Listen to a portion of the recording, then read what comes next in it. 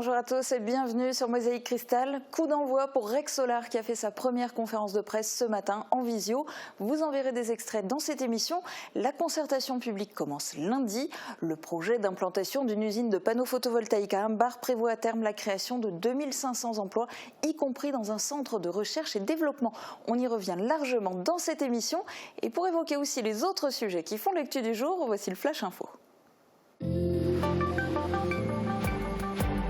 La société Rexsolar France présente son projet de construction d'une unité de production de panneaux photovoltaïques sur la zone d'activité Europol 2 de Humbar ce jeudi 10 décembre.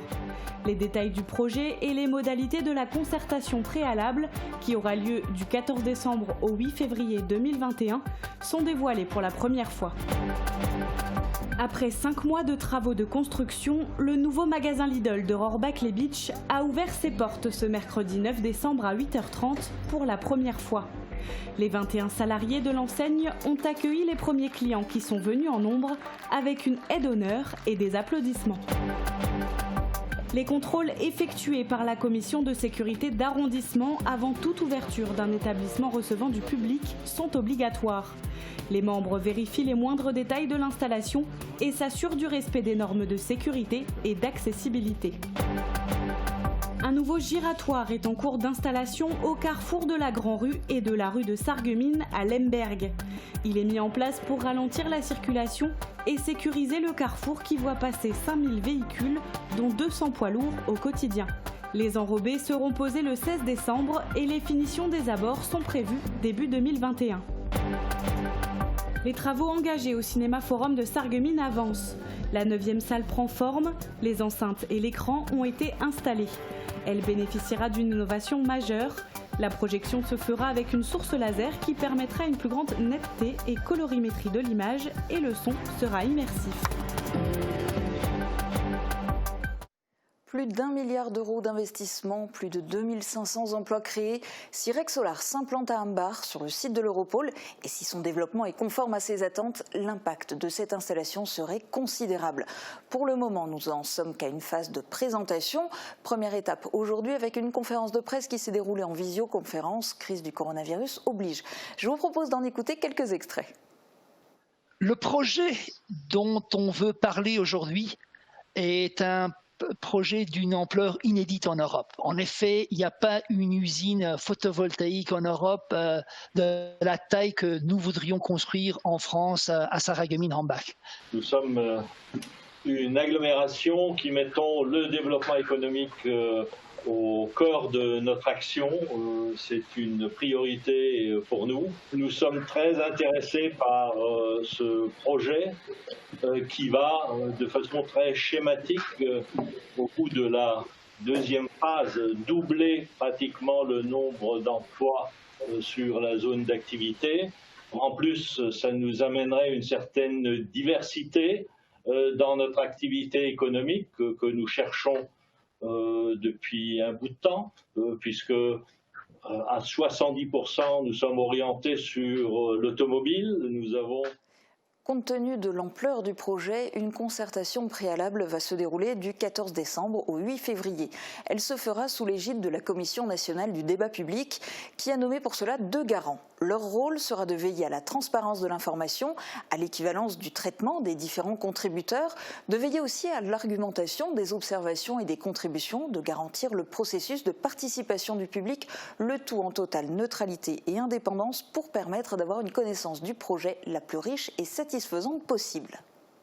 Après la publication du bilan des garants, le maître d'ouvrage rend public les enseignements qu'il tire de la concertation et les mesures qu'il souhaite mettre en œuvre pour tenir compte de ces enseignements. Dans ce document, on peut dire un rapport ou un bilan du maître d'ouvrage, il répond également aux préconisations, s'il y en a, que les garants ont formulées dans leur bilan.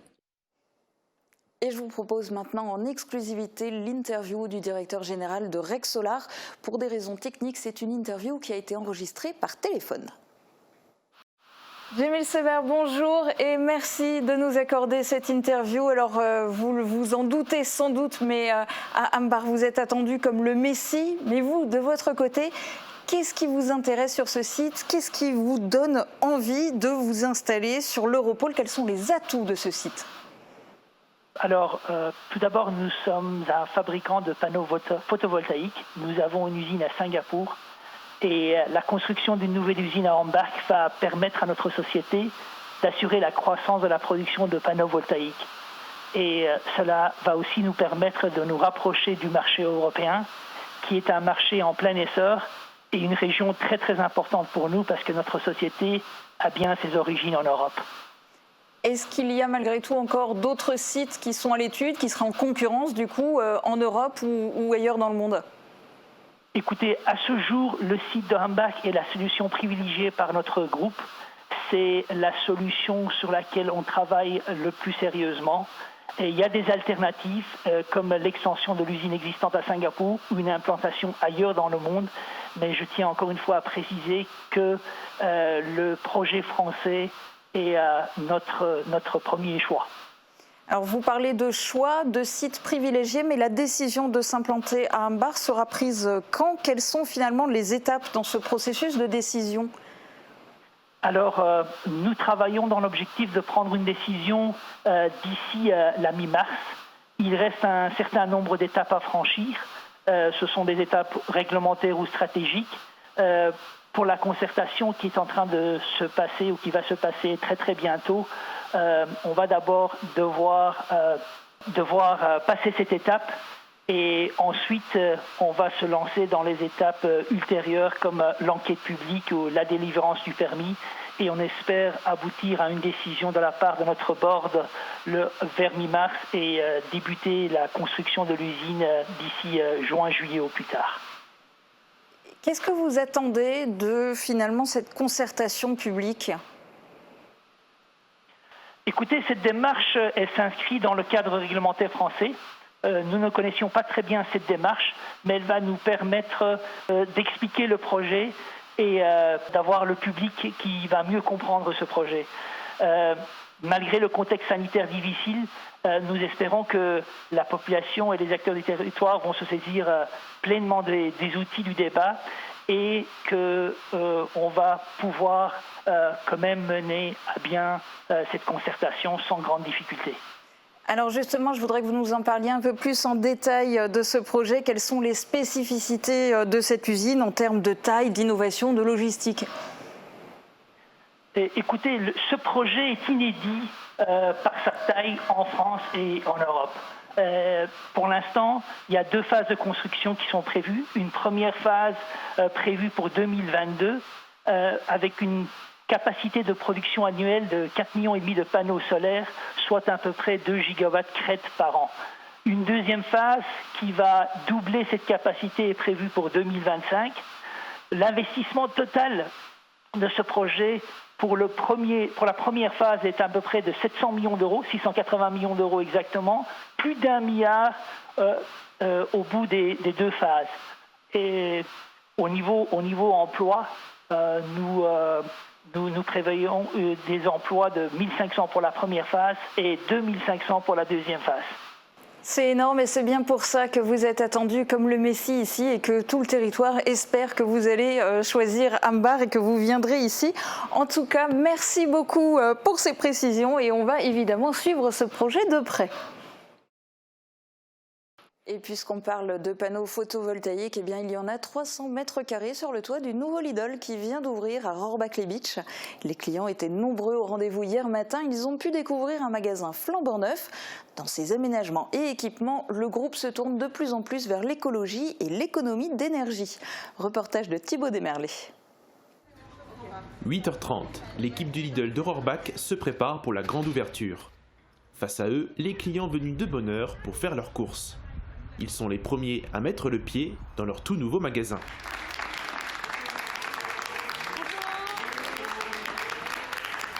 On est enthousiaste, on est heureuse, donc tout se passe bien. C'est des clients fidèles et puis je pense qu'on aura de nouveaux clients. Donc c'est bien de venir découvrir notre nouveau magasin. Ils avaient hâte comme nous. ils ont découvert un bâtiment moderne mais aussi écologique. Le groupe l'a construit de manière à économiser de l'énergie.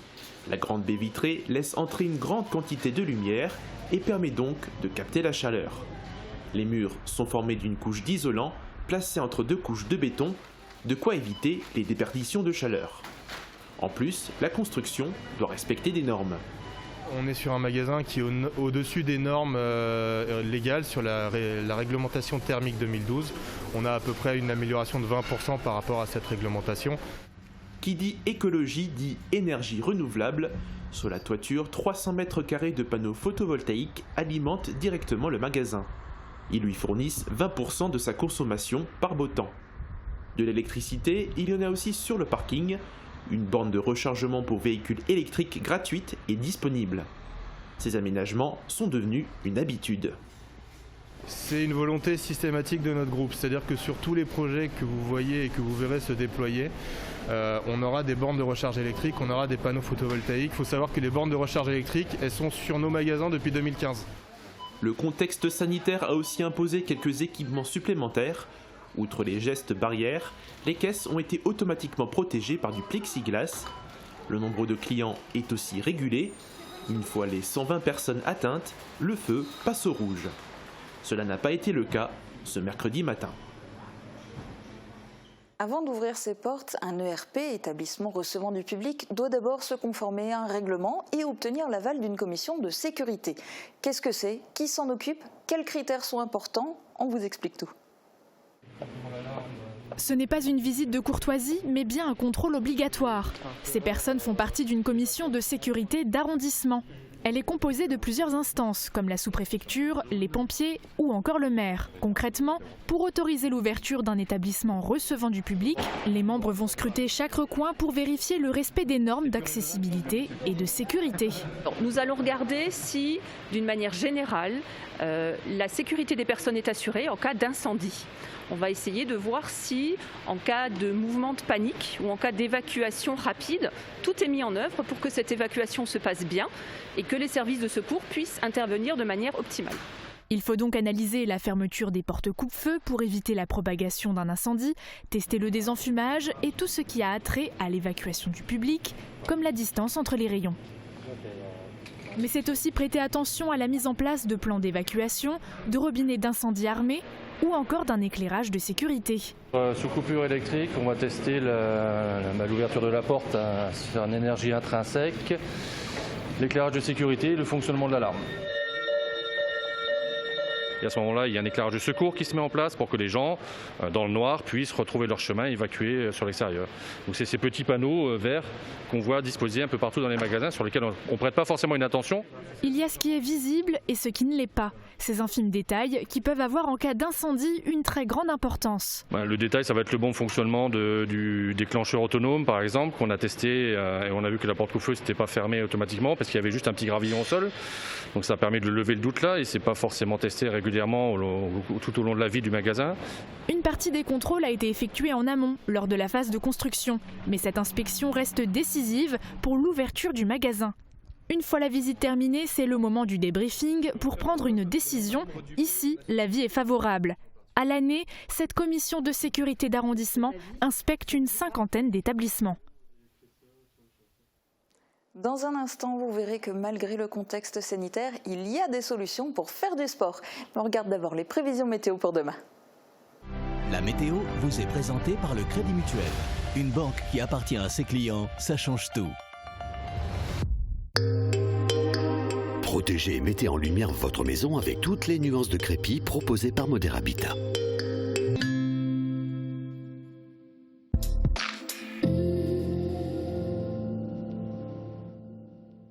Bonjour tout le monde et bravo à ceux qui ont trouvé. Mardi, j'ai été effectivement à Didin. Et aujourd'hui, je suis restée à Sarreguemines, mais dans quel quartier? Alors autrefois, c'était une commune à part entière jusqu'en 1963. Et c'est d'ailleurs pour ça qu'on y trouve toujours une école, un terrain de foot ou encore une église. Et d'ailleurs, si je vous parle de l'église en particulier, ce n'est pas pour rien. Et sinon, côté météo pour demain, on retrouve un ciel couvert et des précipitations sur tout le territoire. En matinée, elles tomberont sous forme de pluie verglaçante, puis de pluie et de neige mêlée pour le reste de la journée. Côté température, les minimales iront de -2 à -3 degrés et les maximales de 4 à 5 degrés. Demain, pensez à souhaiter une bonne fête au Daniel. Le soleil nous accompagnera de 8h16 à 16h33. Bon, pour certains, ce sera facile à trouver, mais pour tous ceux qui ne connaissent pas le territoire, ça me fait vraiment plaisir de vous le présenter. Passez encore tous une très belle journée et à demain. Merci d'avoir suivi la météo avec le Crédit Mutuel. Une banque qui appartient à ses clients, ça change tout. Et si vous passiez à la téléphonie IP? IP Connexion vous accompagne pour gagner en mobilité. Et pour tous vos dépannages informatiques à domicile, pensez aussi IP Connexion. Après quelques semaines compliquées, bonne nouvelle pour Noël. Les commerçants des vitrines de Sarreguemines sont rouverts et vous accueillent en toute sécurité. Aujourd'hui, il est grand temps de retrouver vos boutiques du centre-ville. À Sarreguemines, ma plus belle boutique de Noël, c'est le centre-ville. Magasin ouvert tous les dimanches avant Noël, de 14h à 18h. Ne cherchez plus, le roi des vins est à Stirin-Wendel. Retrouvez plus de 3500 références de vins, une large gamme d'épiceries fines et des idées cadeaux pour chaque occasion. Le roi des vins, c'est du choix, des prix et des conseils. C'est aussi un service drive, une boutique en ligne et des livraisons prêtes en 24 heures. Le roi des vins à Stirin-Wendel, où choisir devient un plaisir. Pour les fêtes, AVS Médical vous offre le plein de confort. Restez bien au chaud grâce à nos produits de thermothérapie. Et jusqu'au 24 décembre, profitez d'une réduction de 10% sur une sélection de bouillottes, chaufferettes et couvertures chauffantes. AVS Santé, notre métier, vous accompagner. Vous êtes salarié? Votre patron peut vous récompenser par des chèques cadeaux à dépenser dans plus de 60 commerces sarregueminois. Pour l'entreprise, ce sont 0% de charges sociales et fiscales et 0% d'impôts. Shop in Sarreguemines, c'est sympa, astucieux et innovant. Parlez-en autour de vous.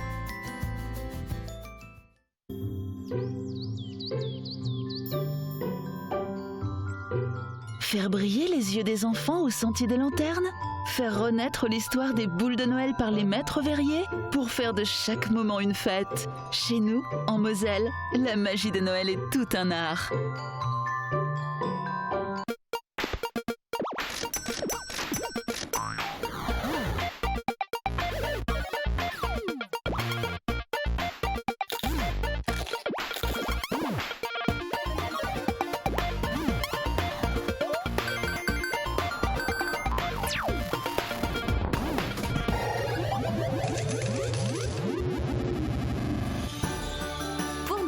Des animations et cadeaux tous les jours à Best. Vivement qu'on ne voit plus ce logo. Cette appli, personne n'a envie de la subir. Pas drôle, pas spectaculaire. Elle est pénible. Aidez-nous à nous en débarrasser. Comment? Plus vous êtes nombreux à l'utiliser, plus elle est efficace contre le virus et plus vite elle disparaîtra. Vous êtes déjà plus de 10 millions à avoir téléchargé Tous Anti-Covid. C'est aussi le meilleur moyen de générer vos attestations de sortie. Ceci est un message du gouvernement.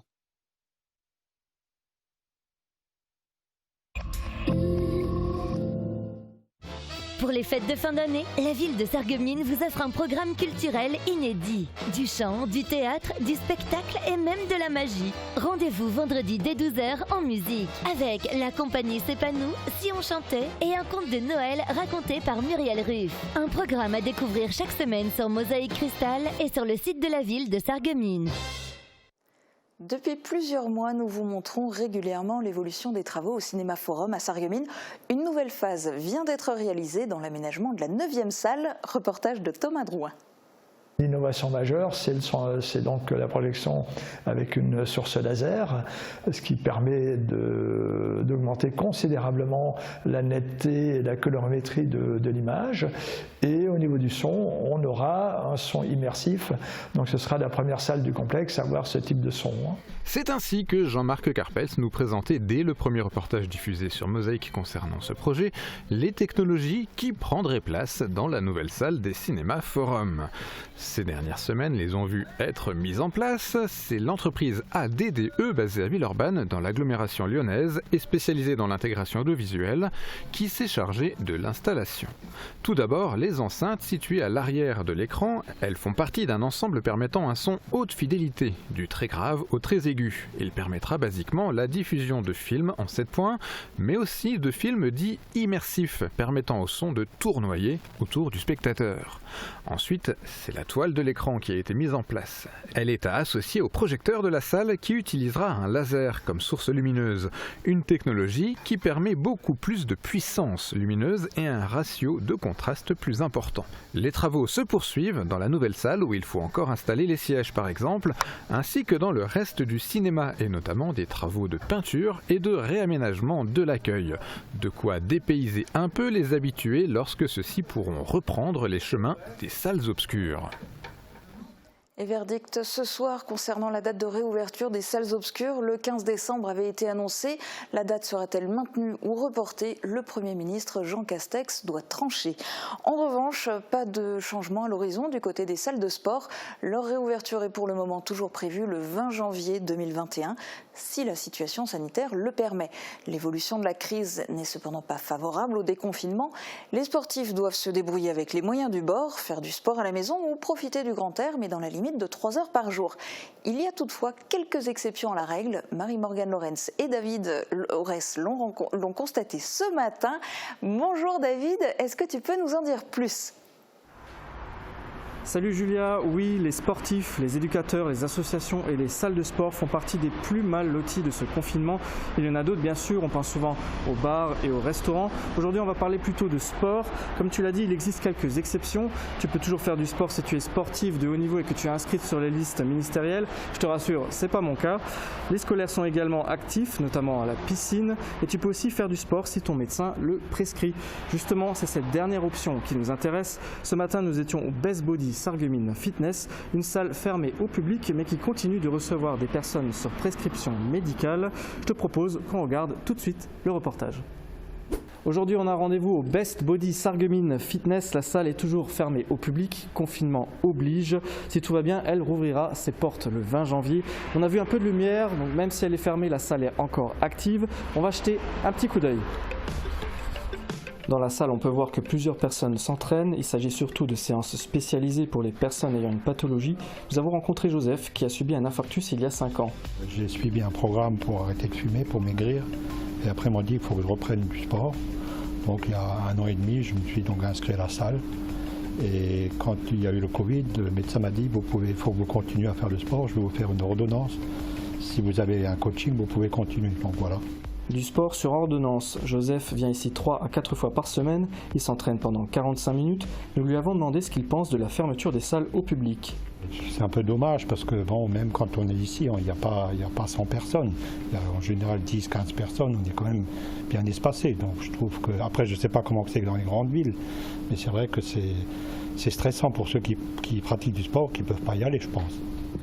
Joseph est encadré par Martin. La séance est totalement adaptée à ses besoins. Martin, expliquez-moi, qu'est-ce que vous allez proposer à Joseph ce matin? Ce matin, il va faire son circuit comme d'habitude. Et là, on va passer sur la machine à dos pour le rowing, renforcer sa grande dorsale. C'est un exercice adapté pour lui? Tout à fait. Et sans risque. Je vais le faire.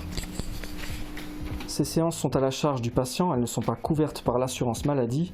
Avant d'accueillir ces personnes, le Best Body s'est renseigné. J'ai appelé le Info Covid pour les infos dans les détails pour rien faire de faux. Et par la suite, j'ai appelé le responsable des sports à Metz, qui m'a confirmé que les salles sont autorisées à ouvrir sous prescription médicale. Moi, c'est important que les gens qui ont des problèmes de santé puissent faire le sport, puisque c'est très très important pour eux. Alors, comme on est là, j'en profite. Je pense que je vais faire quelques jaloux. Alors idéalement, il faut faire ça en tenue de sport, mais autant pour moi. Ce matin, j'ai gardé mon costume de journaliste. Ici, dans cette salle, il y a pas loin de 160 machines. Et pour les abonnés, il n'y a qu'une seule hâte, c'est bien sûr refaire du sport. À vous les studios. Merci David. Effectivement, alors quel avenir pour les salles de sport? Eh bien, voici le témoignage de Martin Bonnet, le gérant de Best Body Sarreguemines Fitness. Martin, comment vivez-vous ce second confinement? Actuellement, ça va, on gère. On fait au mieux. Du point de vue financier, ça va? Financier, comme on est au deuxième tour du confinement, c'est clair que voilà, il y a une petite chute. Je pense qu'on est un peu tous dans le même cas. On fait avec et il faut attendre la suite. Est-ce que vous pouvez compter sur une aide de l'État ou pas du tout? Non, justement, j'ai eu la réponse hier. J'avais fait la demande sur le site du gouvernement. C'était accepté, et puis hier j'ai eu le mail du retour comme quoi ça a été refusé. Voilà, la raison je ne peux pas vous dire exactement. En tout cas, on n'a rien reçu. D'accord. Comment était la fréquentation de la salle avant le confinement? Avant le confinement, ça allait. Il y avait pas mal de monde, ça tournait assez bien. Est-ce qu'on peut dire que vous avez été coupé en fait en plein élan ou... Tout à fait, c'est exactement ça. C'était coupé en plein élan. Est-ce que vous pensez rouvrir le 20 janvier là? Personnellement, je pense que oui. Après, l'avenir nous le dira. Vous êtes confiant vis-à-vis de la situation sanitaire? Oui, moi je suis toujours confiant. Sinon, on n'avance pas. Donc l'avenir, vous le voyez de façon plutôt positive, vous restez optimiste? Oui, moi je reste positif toujours, quoi qu'il arrive. Vous avez prévu quelque chose de spécial pour la rentrée? Pour la rentrée, non. Pour l'instant, non. On attend un peu la suite. À voir. Pour l'instant, on reste comme on est. On laisse s'entraîner les gens qui ont le droit, qui ont les prescriptions. On a la petite place à l'extérieur. Malgré qu'il fait froid, mais les températures sont en train de remonter. On peut profiter de l'extérieur pour ceux qui veulent profiter des machines. Je vous remercie. De rien, c'est moi. Focus maintenant sur un chantier, un giratoire pour ralentir et sécuriser la circulation à Lemberg. C'est la première phase de travaux d'un projet global de réaménagement de la voirie sur la commune. La première tranche concerne un carrefour très passant qu'il était important de mettre en sécurité à la sortie du collège et du supermarché. Reportage de Catherine Henrich. Réunion de chantier ce matin au carrefour de la Grand Rue et de la rue de Sarreguemines à Lemberg. Un nouveau giratoire est en cours d'installation, des travaux qui ont débuté début octobre. Ça fait plus de 2 ans qu'on était sur ce projet avec l'ancien maire, M. Patrick, où effectivement on avait plutôt l'intention de faire une sécurisation complète du village. Et par ce biais, on a mandaté Matec pour nous accompagner pour une prise de décision. Et il en ressortait clairement qu'il fallait commencer par ce giratoire que vous voyez derrière moi, qui est en cours de travaux. Ici passent au quotidien plus de 5000 véhicules, dont 200 poids lourds. Ce giratoire a 2 fonctions, ralentir la circulation et sécuriser le carrefour. C'est ça, c'est la création d'un giratoire pour la sécurisation du carrefour. On réaménage tous les trottoirs avec des nouvelles bordures, un nouvel arrêt de bus et surtout des passages protégés avec tout un ensemble de signalisation à LED qui sera mis en place pour une meilleure visibilité et pour une meilleure sécurité pour les usagers. Cet aménagement, avec l'enfouissement des réseaux et la création d'espaces verts, participe à l'embellissement du village. Mais la configuration du site pose quelques contraintes techniques. En fait, on est sur un site qui est assez exigu par rapport à l'emprise disponible pour les travaux. Donc on a un anneau central qui sera franchissable par les poids lourds principalement et les bus qui ont des rayons de giration plus importants. Le coût de l'opération est de 220 000 €, subventionné pour 18 000 € par l'État et pour 30 000 € par le département dans le cadre du dispositif Amis Sûrs. Ce chantier est la première tranche d'un projet global de sécurisation de la circulation. L'an prochain, d'autres travaux seront engagés à l'entrée du village, rue de Sarreguemines et sur un autre carrefour de la Grand Rue. Ici, les enrobés seront posés sur la voirie le 16 décembre pour une sécurisation du site avant les congés de fin d'année. Les finitions des abords sont prévues début 2021. Du côté de nos lutins, c'est l'heure de la confection des bûches de Noël. Mais tous les lutins ne sont pas des chefs. Alors c'est la panique en cuisine, regardez.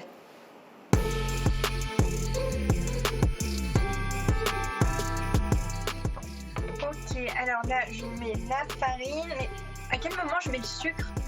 Alors, suis mes conseils, tu vas voir, ça va être super facile, ça c'est mon rayon. Alors en fait, au début, tu vas d'abord préchauffer le four à 150 degrés, ajouter...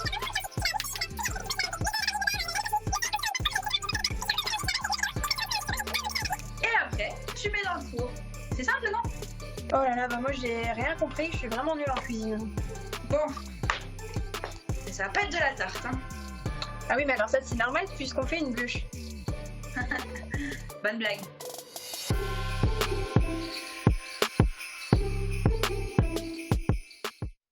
Mosaïque Cristal continue sur les réseaux sociaux et sur notre site internet www.mosaïque-cristal.tv. Très bonne journée à tous.